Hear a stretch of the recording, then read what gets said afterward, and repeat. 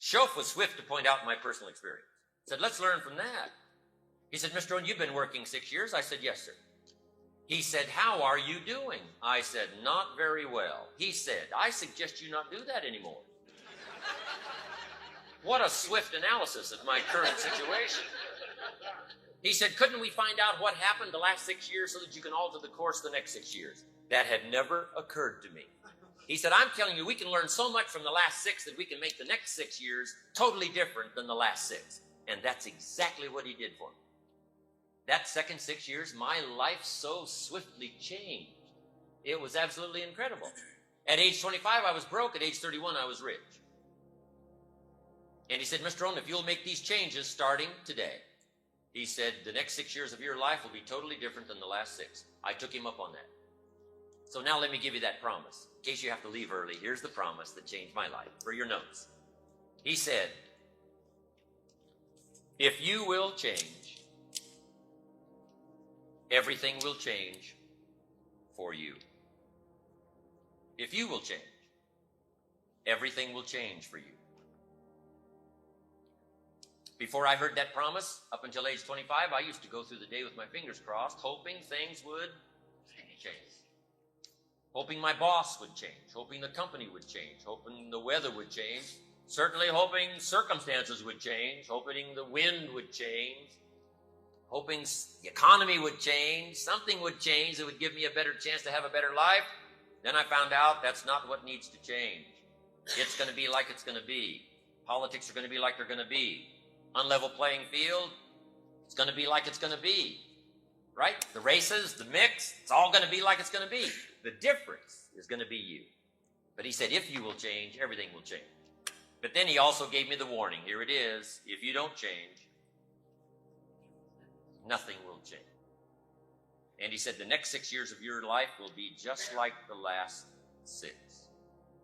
3 major reasons why I got rich by the time I was 31. Let me give you those. Number 1, I lived in America. I mean, that takes care of most of it. A democracy, a place of freedom. Everybody wants to come to America because it's easy here. People haven't plotted and schemed for 40 years saying if I could just get to Poland, everything would be okay. No, everybody wants to come here. Neil Diamond sings, looks like everybody's coming to America. Right? They're not building rafts to get to Cuba. Everybody's trying to get to America. They're not squeezing through the fence to get into Mexico. Right? Everybody wants to come to America. Because this is it. Right? It's easy here. Live in a country of freedom, a country where you can read every book you want to read, attend every class you want to attend, try everything you want to try. This is it. America. America's easy. For some teenagers that haven't heard that story before, take it to them. America is easy. Bangladesh would be hard. The average yearly income in Bangladesh is $100. That's hard. America, easy. You got it. Cambodia would be hard. The Khmer Rouge killed 2 million Cambodians so that the 5 million that were left would do the deal.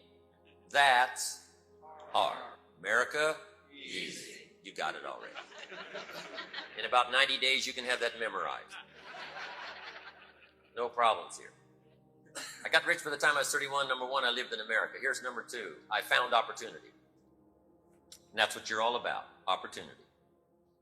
Starting opportunity, preaching opportunity, living opportunity, practicing opportunity, and offering opportunity. How much opportunity is there in America? It's unprecedented. Opportunity beyond the wildest imagination of most people who live everywhere else in the world. I found opportunity. Now here's number 3. I found a teacher willing to teach me. Somebody who took the time to translate ideas that I could understand, farm boy from Idaho. And that's how I did it. Those 3 basic reasons. Lived in a democracy of freedom, found opportunity, found a teacher willing to teach me. And I was rich by 31. Now someone says, well, Mr. Rohn, if it was so easy to get rich by age 31, how come everybody else around you during that same period of time, how come they didn't get rich? Here's why. It's easy not to. That's the best advice I can give you. In case you have to leave early, that's the heartbeat of my whole seminar. For one should be easy for all. Someone says, no, Mr. Rohn, for all the rest of the people around you during that time, for them it was hard, and for you it was easy. That's not true. You couldn't debate me on that point in front of this intelligent audience. What's easy for one is easy for everyone.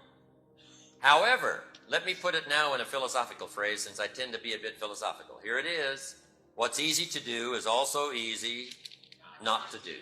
That's the difference between success and failure. That's the difference between pennies and fortune. That's the difference in flourishing and not having much. That's the difference between trinkets and treasures. Jot these questions down. Question number 1, what makes life valuable? Interesting philosophical question. What makes life valuable? Human life. Now that we find ourselves on this spinning planet, a chance to live a human life, what would make it valuable? Second question, what makes life worthwhile? Third question, what makes life work well?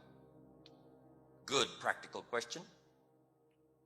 Now, under work well, we could put, spiritually, socially, personally, economically, physically. There's a lot of different aspects to making life work well.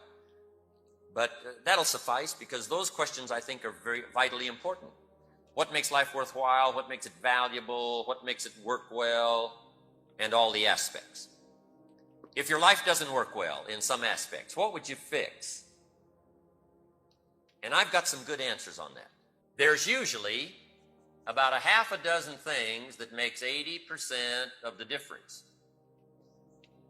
That's the formula. There's usually about a half a dozen things that makes 80% of the difference.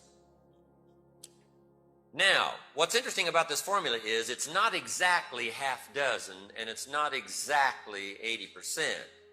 This is just sort of a unique way to say it. Keep looking for the few things that makes the most difference, whatever the project is. Boil it down to the most important components that'll take care of most of it. And I think if you look through a lot of major subjects, you'll come to the same conclusion. To be good in sales, there's about a half a dozen major things to practice that'll give you an 80% chance of really being good in sales. For a management career, there's about a half a dozen things. For a good marriage, there's about a half a dozen things. For good health, there's not 1,000 things you have to work on. There's not 500 things you have to do every day. About a half a dozen will take care of most of it. Now, what was exciting about this formula when Mr. Scho first shared it with me was, if there's only a half a dozen things, I could learn it. I mean, if there's 500 things, probably left me out. I only went to 1 year of college, halfway through my second year. So if it's going to take a lot of education, it's probably going to leave me out. But when he said, no, there's about a half a dozen things that'll take care of most of it, whatever the project is. I said, then if it's a half a dozen, I can learn it. So here's what I found out. Life change really is very simple. It's really very easy. For financial independence, there's about half a dozen things. No one, especially in this country, needs to go without financial independence, because it's not that difficult to master. There's not 1,000 things to learn. You don't have to go through all of the technology over a lifetime. Just a few things, major things, that'll take care of most of it, and you've got it made. And in boiling things down for my teenage friends, that's what they're interested in knowing. Can I do it? Can someone like me master it? And the answer is always yes. I tell them I got rich by the time I was 31. I was a millionaire by the time I was 31. My teacher taught me well that 6 years. From being broke at age 25 to being rich at age 31. And kids say, wow, how did you do that? Here's the best news I give them. It was easy. Best news they've heard for a long time. Here's somebody talking to you that got rich by age 31, and he says it was easy. What's easy to do is also easy not to do. I can give you in one sentence how I got rich by 31. Here it is. Here it is. I did not neglect. Now you've got to underline that. I did not neglect to do the easy things that I could do every day for 6 years. Now, once you've got that, you've got the heartbeat for life change. Underline, did not neglect. Major reason why people don't have it all. Neglect. How else would you describe it? Especially living in a country like this. And here's the problem with neglect for your notes. It starts as an infection. And if you don't take care of it, it becomes a disease. Indulge in neglect long enough and it'll have you by the throat. Shutting off air supply, shutting off opportunity. Neglect is a disaster.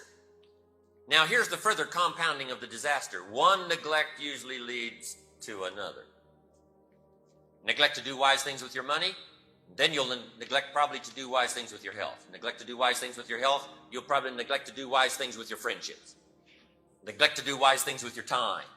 Neglect to do wise things with opportunity. I'm telling you, it starts to compound. Once the house starts coming down, it starts coming down. And it finally falls in disrepair. So, the whole clue to life change, number one, is to clean up all neglect. Because the rest of it is basic and simple. I mean, how difficult is it? My mama taught good health.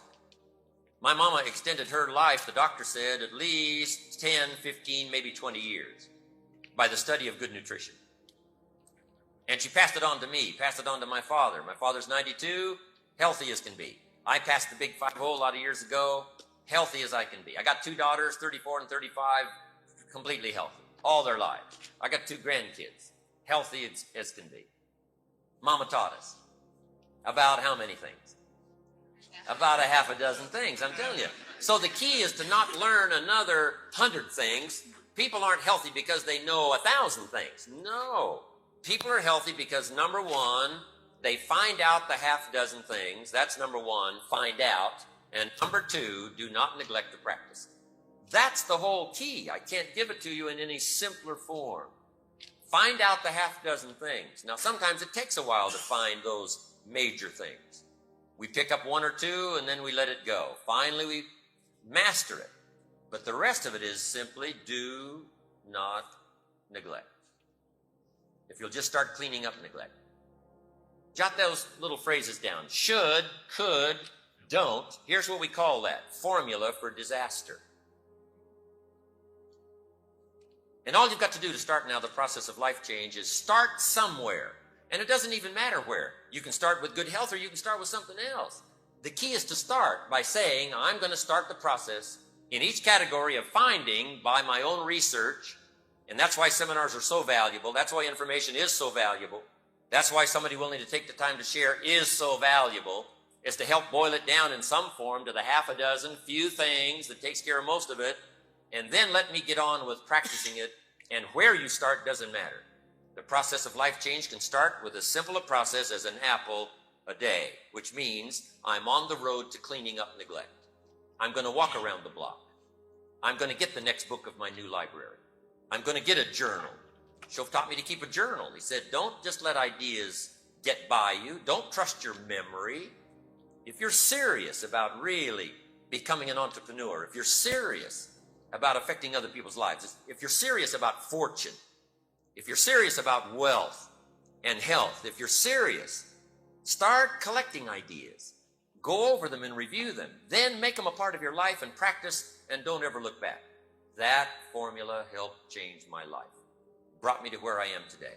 And I'm so delighted now to have the opportunity to go around the world telling the same story that I heard when I was 25 years old. There's a few basic things, and if you practice them every day, I'm telling you, there's no reason why you can't have the health you want, the relationship you want, the fortune you want, the money you want, the income you want, the sophistication you want, the culture you want, the prestige you want, the influence you want, all of it is wrapped up, I think, in a nutshell of what I've just explained to you. A few things. Now, let me give you one more part of it. Here it is. Once you've found the few things that makes the most difference, now spend most of your time working on those few things. That now is another part of the clue. The first part of the clue is to get the information and consistently practice it. But here's the rest of the formula. Spend most of your time on it. The reason why a lot of people don't do that well is because they major in minor things. They spend too much time on things that don't count much. And they spend too little time on things that would count. So jot this formula down. If the equation is wrong, the results can be disastrous. If the equation is wrong, the results can be disastrous over a given period of time. Here's a guy in the last 10 years who's bought 2,000 donuts and 2 books. And this guy says, you know, my life isn't working well. Well, anybody in this audience could give him a seminar, right? Once we knew these numbers, here's what we might suggest to this guy. Hey, this may be one of your major problems. In the last 10 years, you've spent too much money on donuts and not enough money on books. You've spent too much money feeding the body and not enough money gathering food for the mind. And it's not the miracle of your body that works out your future. It's the miracle of your mind. But if you nourish the body and neglect to nourish the mind, I'm telling you, you're going to have all kinds of problems and all kinds of difficulties. So we would suggest, one of our suggestions in our seminar to this man would be, in the next 10 years, spend a lot less money on donuts and a lot more money on books. Food for thought, bread for the head, we call it. You got to have ideas that feed your mind, not just your body. And the miracle of the mind is so fabulous to work out your future, to give you all the equities you could possibly hope for, to give you every dream and every treasure you could possibly want for you and your family and the people you care most about. It's all available. But it is a very basic, simple process. Once you've found a few things, spend most of your time and money working on those few things. Mama taught an apple a day. Does what? I got a good question for this intelligent audience. What if that's true? You say, well, if that's true, Mr. Rohn, that would certainly be easy to do. Then what is the problem? It's easy not to do. That's the problem. The problem is not lack of information. The problem is simply we don't do the information that's been handed to us. Simple stuff. An apple a day keeps the doctor away. Anybody can do it. But what's easy to do is easy not to do. Or the guy messed up the saying.